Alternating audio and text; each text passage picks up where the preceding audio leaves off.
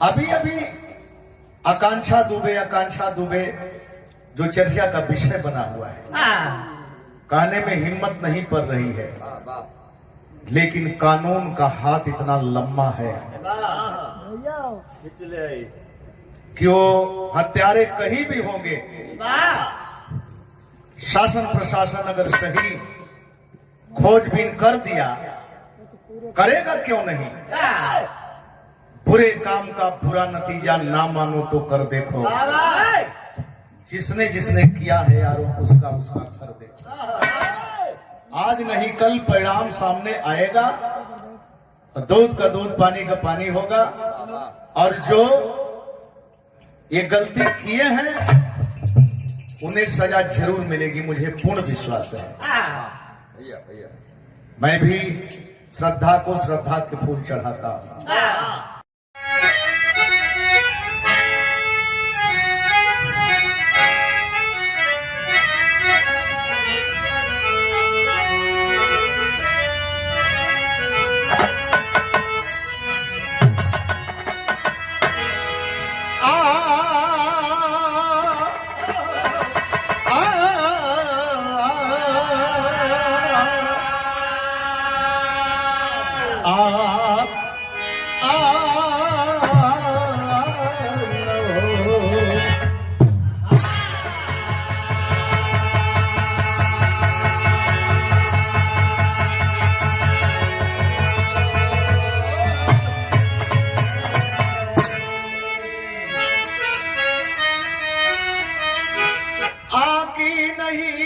सकी है अभी तक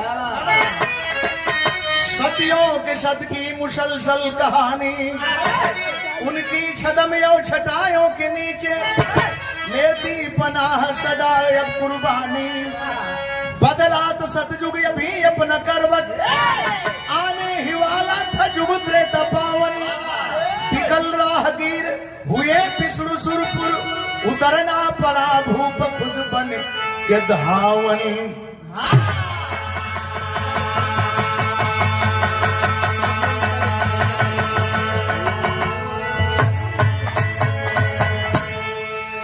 कभी किसी पूजा पाठ में कोई देवी देवता ये नहीं कहते हैं कि हमको बहुत बढ़िया पकवान चाहिए, बहुत बढ़िया मिष्ठान चाहिए। अगर कहते हैं तो सच्चाई है कि श्रद्धा, निष्ठा, प्यार, बस यही चाहिए। लेकिन हम लोग अपने मनसा के मुताबिक तमाम पूजा पाठ चढ़ावा चढ़ाते हैं अपने शांति के लिए। गौर करेंगे, सतयुग का पहर बीतने वाला है, त्रेता का पहर चढ़ने वाला है। उसी बीच में एक घटना घटती है जिसका जिक्र आपके सामने मैं करने जा रहा हूँ। एक लाइन संकेत है, रजत क्या बात है।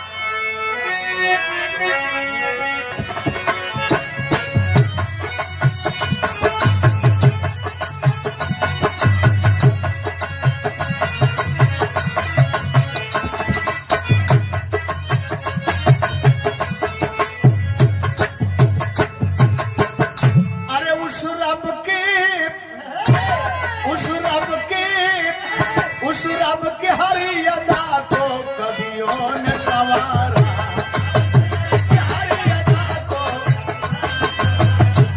उस रब के हरी अदा को, उस रब के हरी अदा, उस रब के हरी अदा को कवियों ने संवारा।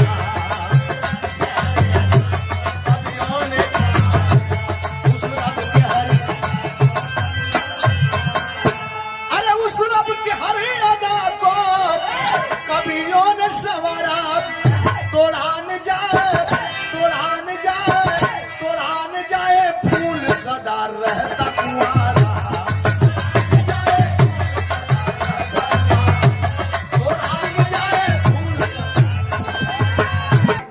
स्टोरी की शुरुआत है, प्रसंग की शुरुआत है। क्या भाव है बा?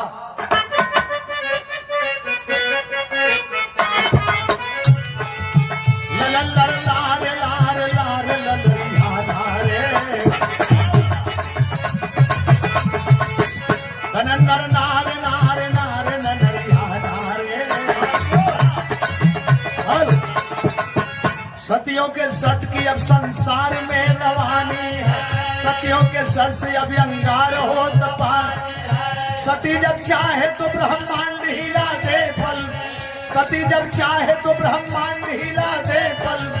ब्रह्मा विष्णु को छिपा ले अपने आंचल, 62 जुग की है बरात एक बनिया की बेटी निष्ठा की सगा। लगी बरात की महफिल जहाँ जन्मा, जमी थी नाच लोग लीन थे तमाम। गांव के नर नारी बूढ़े बच्चे थे मस्ती, गांव के नर नारी बूढ़े बच्चे थे मस्ती। बचा बस एक कोढ़ी गायक रे मस्ती,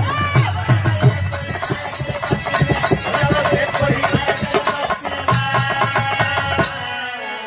हाय हाय ब्रह्मा भी विष्णु भी शंकर भी जितने भी देवी देवता, जितने भी देवता मां नहीं होती तो शायद हम सारे लोग नहीं होते।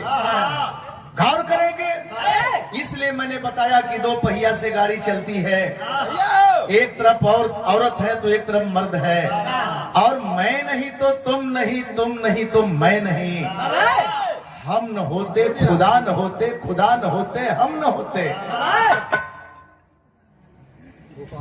आया है, मैंने बताया कि सतयुग बीतने वाला है, त्रेता का पहर चढ़ने वाला है। उसी बीच में एक गांव में एक बारात आई, बनिया परिवार में बारात आई, बेटी निष्ठा की सगाई है। और उस बारात में बहुत सुंदर नाच आई है।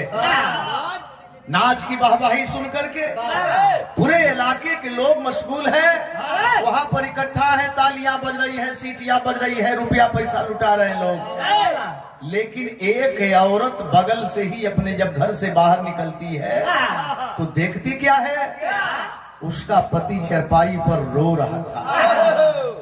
बोली कि आप रो रहे हैं, सारे लोग ताली बजा रहे हैं। एक बात कहा क्या?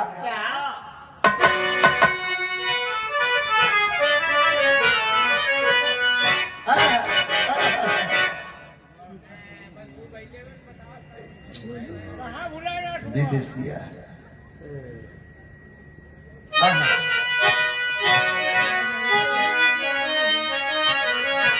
कहा है तब कोढ़ी नारी, ये भूला जाए, ये ना भूले। क्षमता है आप लोगों के आशीर्वाद से। हाँ। कहा है तब कोढ़ी नारी, नई दुल्हनिया से नचिया देखा दा प्यारी, लागल यारा मना। गौआ के लोग सब देखी देखी नचिया के, अब मस्त होके झूमे मोर तरसैला मना। आज हमारे रोने का ही दिन है। मैं इतना लाचार हूँ, इतना विवश हूँ कि ऊपर वाले ने कौन सी गलती मैं किया हूँ कि उसकी सजा दे रहा है। हाथ अपंग है, पांव अपंग है, शरीर अपंग है। हमारे ही गांव में इतना बड़ा उत्सव, इतनी सुंदर नाच, दूर दूर से लोग आए हैं, लेकिन मैं इतना ही दूर नहीं जा सकता। पति का वचन सुन सती दुल्हनिया, कन्हिया पर लेके चलली कोढ़िया सा जनम। लोगवन से पूछ दूर जठारी भाई माया नावा से, कन्हिया पर बैठी कोढ़ी तोर लागल ताना। दुल्हन कही कि आप अधीर क्यों होते हैं? अरे मैं पत्नी हूँ, अर्धांगिनी हूँ। आधा अंग आपका मेरा है, आधा मेरा आपका है। आप अर्धांग है, मैं अर्धांगिनी हूँ। एक दूसरे के सुख दुख के लिए हम लोग साथ फेरे लेते हैं। अग्नि को साक्षी मान करके हम लोग साथ फेरे लेते हैं। तो आपके दुख तकलीफ में मैं सहभागी अगर हो जाऊं तो मेरी पवित्रता और बढ़ेगी। कान्ही पर लेके चल देती है, महफिल दूर है, और दूर खड़ा होकर के अपने पति को नाच दिखाने लगी। काहो दिखा था ना, ही का रूप रंग भाव ओकरे शारीरिक तरंग, शारीरिक उमंग बढ़ गल। और जब बढ़ गल तो हुआ क्या, अब लगल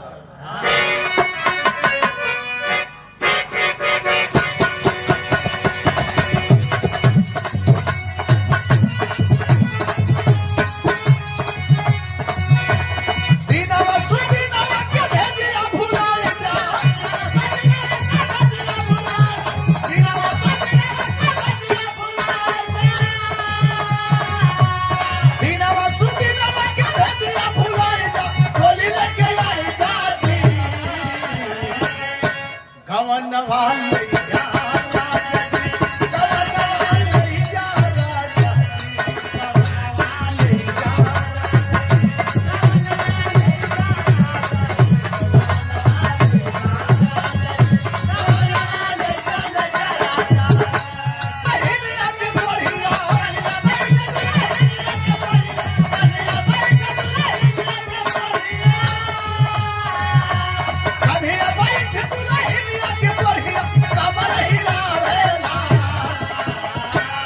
सुतर पर ताल लगावेला पीछे से बाजा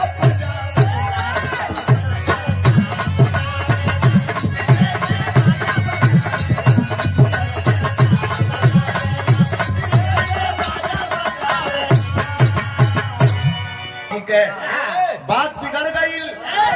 अरे जैसे जैसे कोढ़ियापन कमर हिलावे स्वर्ग सिंहासन देखब हिली हिली जावे उमर घुमर जब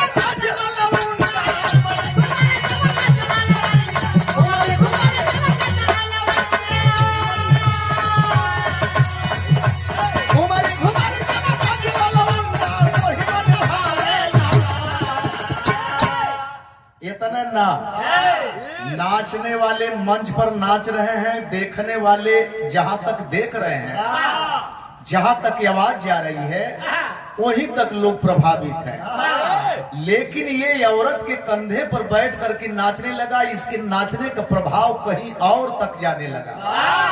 भगवान विष्णु घबरा रहे हैं, स्वर्ग सिंहासन हिल रहा है। और कैसे हिल रहा है, एक लाइन संकेत हो राजा।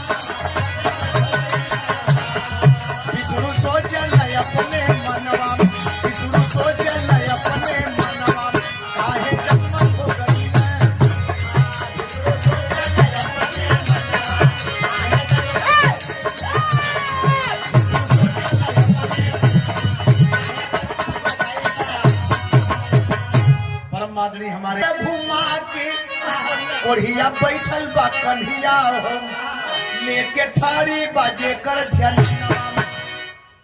नजर जब भूतल पर आई तो भगवान देखे क्या कोई औरत खड़ी है, उसके कंधे पर मर्द बैठ करके नाच रहा है, जिसके नाचने का प्रभाव है कि मेरा सिंहासन हिल रहा है।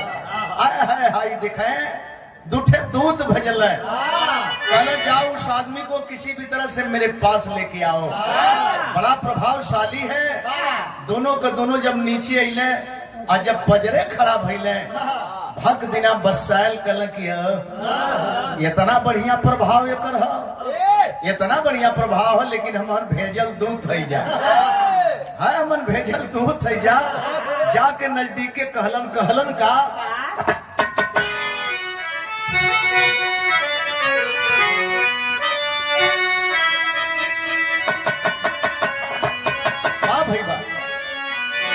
सेज चढ़ती डर लागे मोरे गोइहा,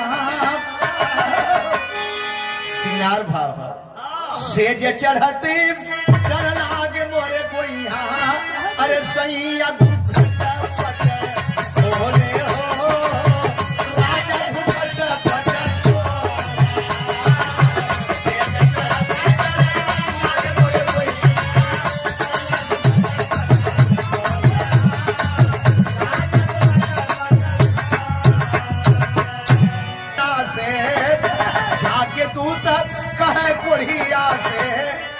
विष्णु स्वर्ग में बोलवन हो, विष्णु स्वर्ग में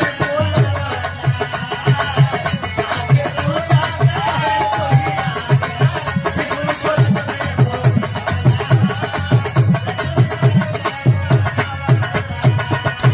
बड़े मृदुल भाव में दोनों को दोनों कल के रे भैया ये पैर का चढ़ल हुआ उतरा नीचे तो कि भगवान विष्णु याद कैलन है।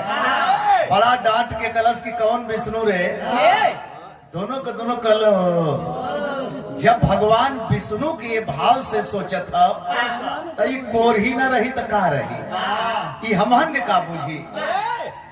कहला कि विष्णु कहे कि बोलो कोरिया कहे हम हवा न जाई, इतना सुघर उहा नार कहा पाई। इतना बढ़िया हमार मेहरारू, ये हमार साधन सवारी जहाँ होला इनकी कानी पर हम चढ़ी लाई लेके जाली, ये नहीं पर चढ़ी ला तो लेके जाली हो जाए हम के करे मेहरारू पिछड़ हमरे दोनों का दोनों कलर सरवा टेढ़ है बोला था ओजैन मेहरारू पर चढ़ है कि ना बोलावल जाता। भगवान का इच्छा बात तोहरी पर खुश हुए, बड़ा लोग शरीर गला दिलन ना जा पाता है, तो के साक्षात बोलावत हो कल जैबे न कर। बड़ा निवेदन कर भैया चला एक बार चल चला कलश की चलब, लेकिन एगो हमारो शर्त है इनहू के साथ है, इनहू के साथ है लिए चल बात चल भे। अरे बतिया में कोढ़िया बतिया में कोढ़िया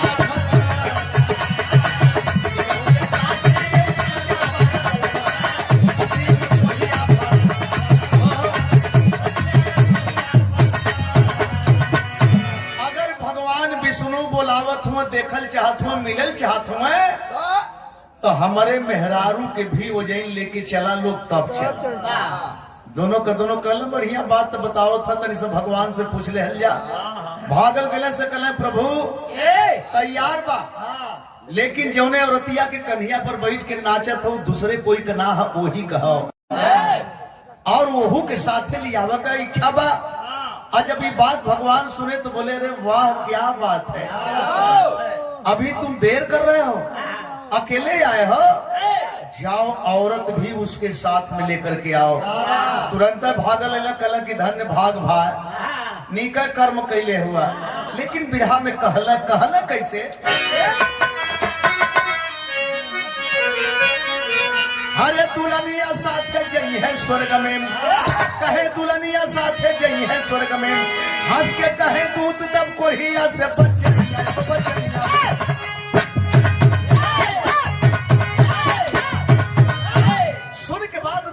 कोरिया कहे तो बंपम कहिला यार लगन में मन नाच में हमरो ना हम जगरी है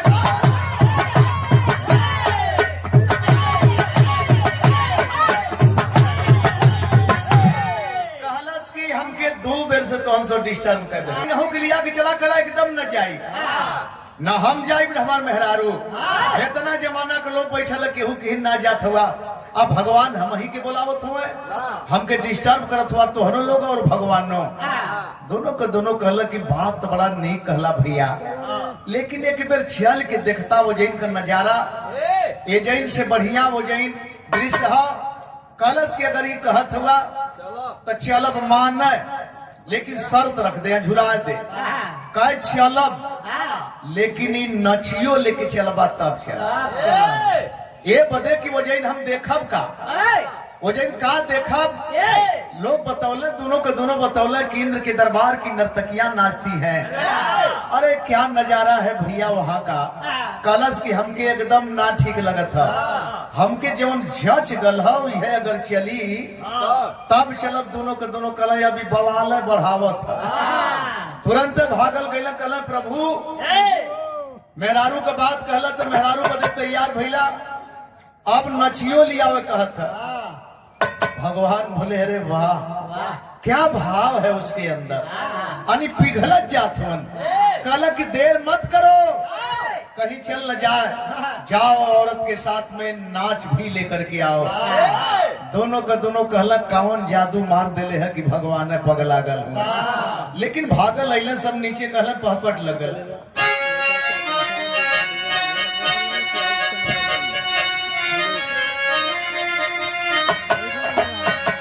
अरे जाके दूत कोई आसे कहल पतिया महिमा भी सुनु गन चला हो भैया साथ लेहले नचिया महिमा भी सुनु गन सब भैया जाते हैं।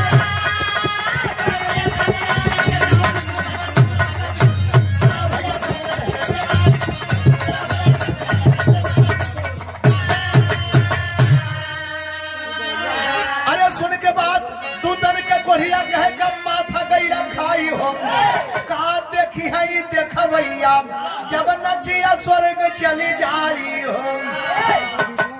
हमके बेवकूफ बनावे ये पैसा दे के लोग मंगौले हुए हम स्वर्ग में लेके चली ये का देखी है लोगों दोनों का दोनों कहल कि यार ये तो बेइज्जत करत है ये नीक थपरा मारत है।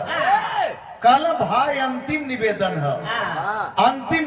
है एक बार हमहन वाली कायदा हमहन एक रोजी रोटी का सवाल है पेट पर्दा का सवाल है खलस की अगर ऐसा बात है तो हमारो अंतिम शर्त है चलब लेकिन औरत भी जाई नाच भी जाई पूरी समाज जाई गावे वाला बजावे वाला सुने वाला माइक वाला टेंट वाला आई यूट्यूबर वाले लोग चैनल वाले लोग सारे लोग चली हैं तब चला दोनों का दोनों हाँ इन लोग के पहले भेजा व्यवस्था बनौले रहे दोनों का दोनों कला अब जा चाहे मत जा हमारे आई वो ना देखें निष्ठा पर देखें गौर करेंगे समर्पण पर गौर करेंगे त्याग तपस्या पर गौर करेंगे तुरंत दोनों को दोनों कल प्रभु अब हम न जाए ना आई बड़ा ब्यौरे बात अब कोई के दर्शनवा के न करता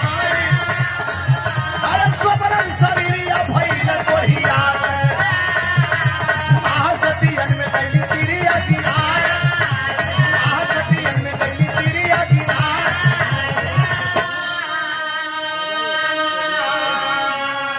अब जाकर के उसके नजदीक में भगवान को उतरना पड़ा अजब चतुर्भुज रूप में उतरना पड़ा। अब जाकर के पत्नी के कंधे से नीचे जमीन पर उतरा गौर करेंगे कहां कोढ़ गयल कहां बीमारी गई लेकिन वो हवा के वो के हाँ लगे लेकिन हाई देखे वो कोरही हाव के क्या बात है बा वो है कोरही आगे भैले गौतम ऋषि ज्ञानिया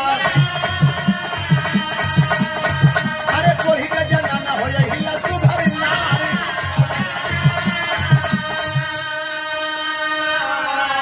उस जमाने की विश्व सुंदरी अग्निसुता अहिल्या आए है गौतम ऋषि की पत्नी लेकिन इतना ना जौने जगह ही घटना घटल ओकर तस्वीर ओकर छाया देहल गई।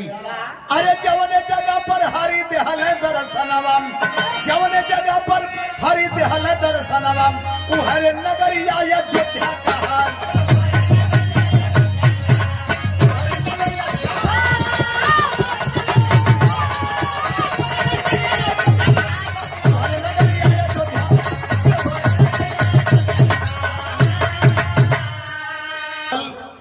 आज बितावल गयल है तनी सा और लेला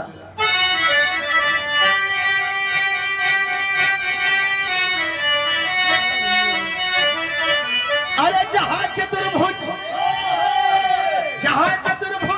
विष्णु तरन तार कैले वही लेके स्वयं राम अवतार यही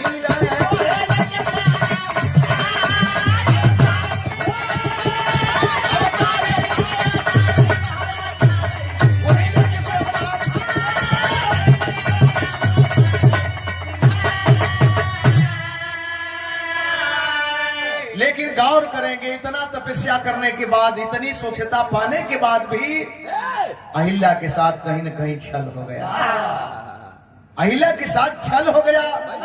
जिनकी हम कद्र करते हैं अगर वो हमको अपमानित करे तो कहीं न कहीं ठेस लगता है, इसका प्रभाव गलत पड़ता है।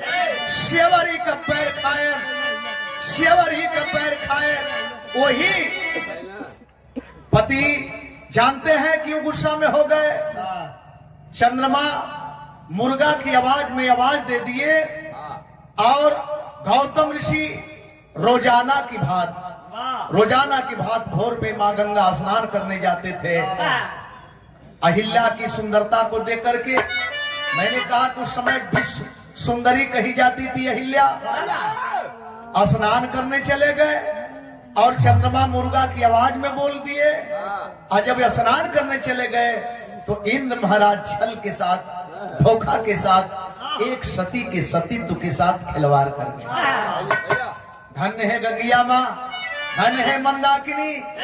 आवाज देती है ऋषिवर, आप स्नान करने आए हो, तुम्हारे घर में चोरी हो रही है।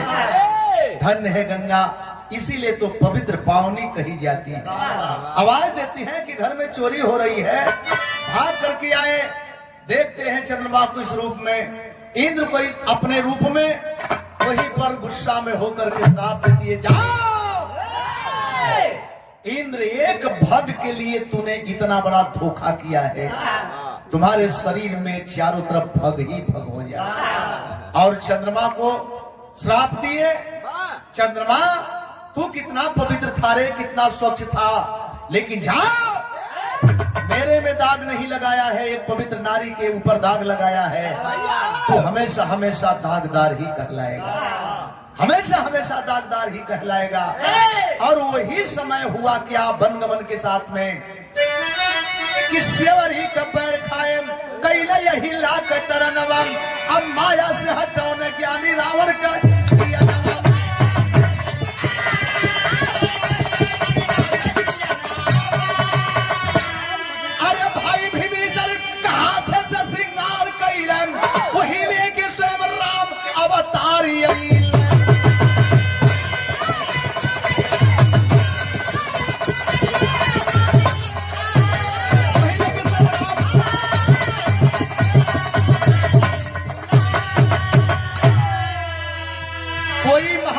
कोई विद्वान, कोई लेखक, कोई गणितज्ञ, कोई अफसर ये नहीं कहता है कि तुम गलत रास्ते पर चलो।